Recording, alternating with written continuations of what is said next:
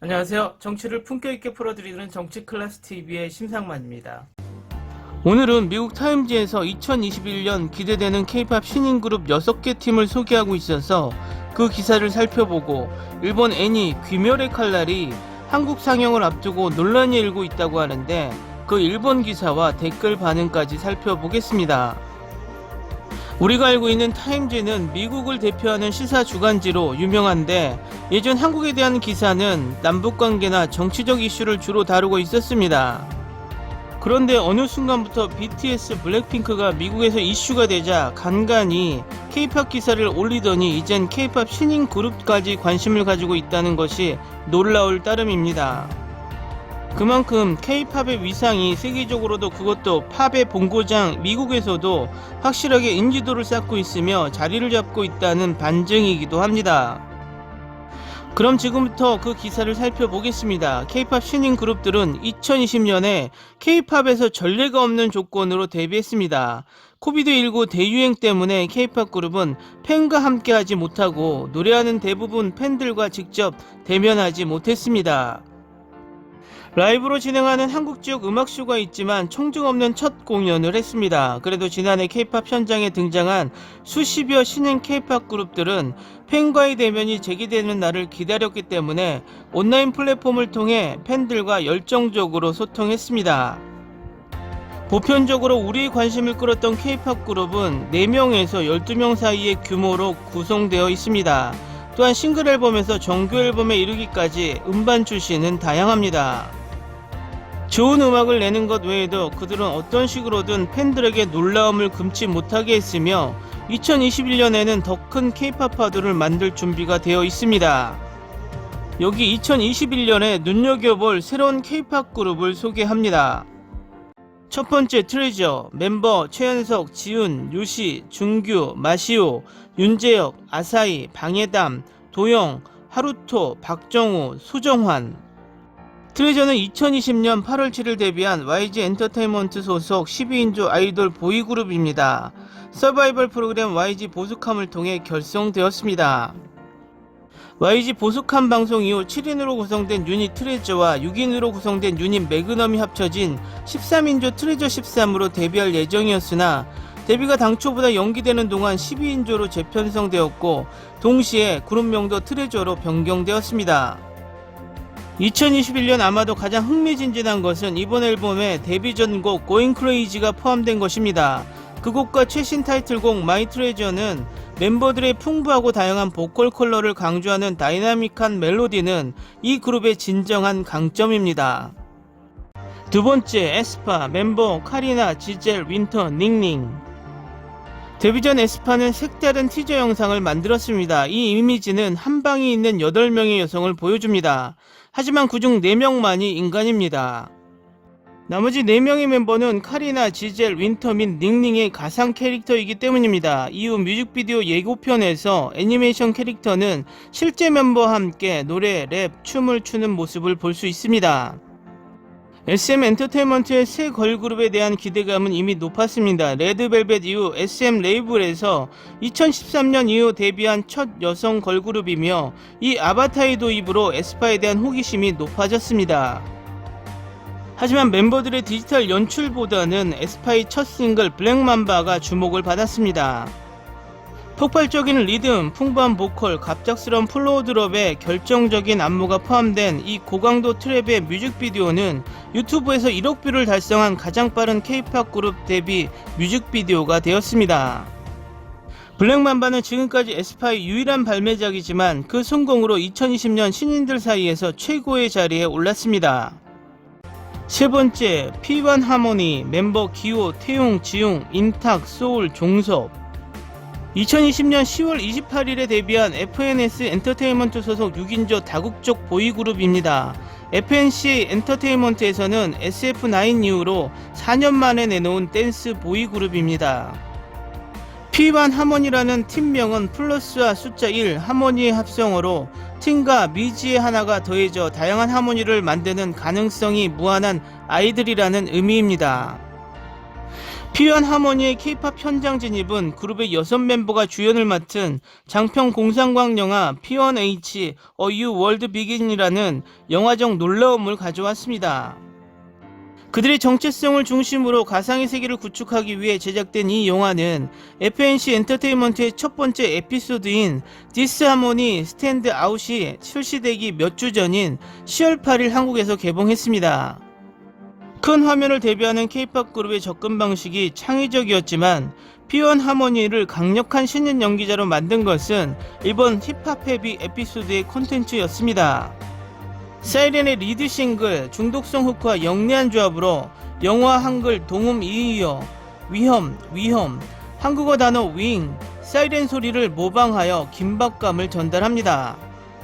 그리고 P1 하모니의 트랙의 랩 부분은 최고의 하이라이트이고 지난 몇 달 동안 게시된 안무 비디오 스트림은 멤버들이 팬들에게 뽐낼 댄서임을 증명합니다. 네 번째 스테이시 멤버 수민, 시은, 아이사, 세은, 윤, 제이. 스테이시의 데뷔곡 So Bad는 최근 기억에 남는 가장 눈에 띄는 코러스 중 하나입니다. 즉 트랙을 포함하여 가장 큰 K-팝 히트곡을 만들어낸 블랙 아이드 필승 작곡 듀오에 의해 제작되었습니다. 트와이스, 청아, 에이핑크의 히트곡을 제작한 블랙 아이드 필승은 예능 기획사 CJ ENM과 손을 잡고 음반사 하이업 엔터테인먼트를 론칭했으며 스테이시는 이 소속사에서 데뷔한 첫 그룹입니다. 6인조 앙상블은 싱글 앨범 스타일투어 영컬처에서 So Bad, Like This 두 곡만 발표했고 이 두 곡은 앞으로 더 많은 히트곡을 만들 수 있는 길을 만들었습니다. 안정적인 노래 라이브, 대담한 카리스마를 보여주는 스테이시 멤버들은 무대를 지휘할 수 있는 부인할 수 없는 능력을 보여주었습니다. 그리고 자신의 음반은 제한적이지만 아티스트들은 인기 있는 K-팝 노래인 댄스 커버를 통해 달콤한 것에서 세련된 것까지 다양한 유형의 공연을 이끌어낼 수 있음을 보여주었습니다. 다섯 번째 엔하이픈 멤버 정원, 희승, 제이, 제이크, 성훈, 선우, 니키. 엔하이픈의 공식 데뷔하기 전에도 그룹은 소셜미디어에서 엄청난 팔로워를 축적했습니다. 트위터에서 100만명, 인스타그램에서 200만명, 팬 커뮤니티 플랫폼 웨이브스에서 300만명 이상을 기록했습니다.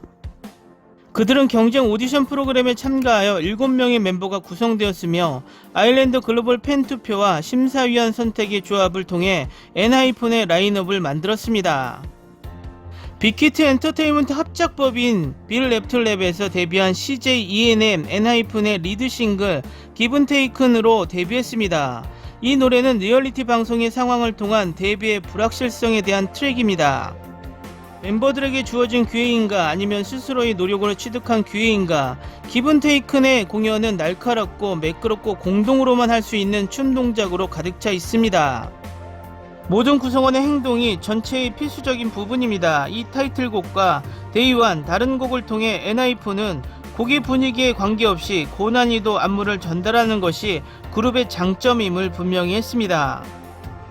여섯 번째 위클리 멤버 이수진, 먼데이, 지안, 신지윤, 박소은, 조아, 이재희.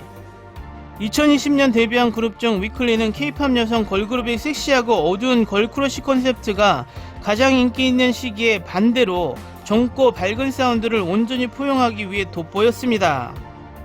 10년 만에 엔터테인먼트의 첫 번째 걸그룹 탄생이었습니다. 위클리는 두 가지 트랙을 출시했습니다. 우리는 모든 것을 할 수 있습니다. 그룹이 지난 6월 데뷔한 이후 멤버 지유는 10개의 트랙 중 4개의 크레딧을 썼고 일찍부터 다작 작곡가로 자리매김했습니다. 그룹의 첫 번째 타이틀곡 태그미는 소셜미디어 게시물에 대한 시끄러운 반응에 대한 우스꽝스러운 노래와 함께 시작되고 멤버들이 타임라인을 꼼꼼히 살펴보며 노래 부르기는 계속됩니다. 그러나 이 노래는 인터넷 문화에 대한 엄격한 비난이 아니라 온라인 소음 속에서도 자신에게 충실할 수 있도록 일깨워주는 것입니다. 두 트랙 중 나머지는 경쾌하고 유쾌하고 상큼한 매력으로 위클리의 이미지를 굳건하게 합니다. 다음은 일본 언론에서 일본 애니 귀멸의 칼날 한국 개봉을 앞두고 우길기가 나오는 장면 때문에 한국에서 삭제를 하고 개봉한다는 기사 내용입니다. 그 기사를 살펴보겠습니다.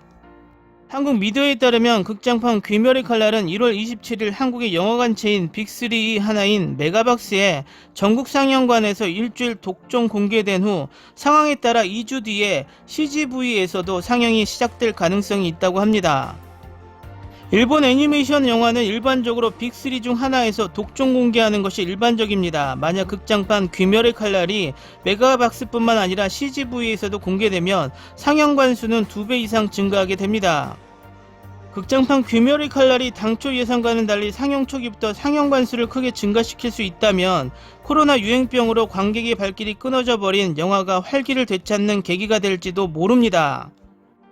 이처럼 개봉 전부터 한국 영화계의 기대를 모으고 있습니다. 귀멸의 칼날 본작에 한국 팬의 반응을 알 수 있는 기회가 왔습니다. 1월 22일부터 3일간 프리미엄 시사회를 통해 한국 팬들에게 첫 선보인 것입니다. 이 기사의 일본 댓글 반응입니다. 저자의 의도를 소홀히 하고 마음대로 주인공 귀걸이의 디자인을 변경하여 상영한다고 들었습니다. 어떻게 이런 자들 때문에 거기까지 배려하지 않으면 안 되는 것인지 잘 모르겠습니다. 저작권 침해이겠죠. 저자에게 실례입니다. 너희들을 위해 만든 것이 아니다. 싫으면 보지 말아라. 노제팬이라면 노 일본 애니메이션 세트이기 때문에 배급은 금지, 관련 상품도 수출을 금지해달라고 하고 싶다. 일부 긍정적인 의견을 소개하는 기사는 필요 없다. 귀걸이가 마음에 들지 않으니까 말이야 자국에 좋은 대로 변조시키고, 그래서 정말 원작이 팬이랄까 심히 궁금하다.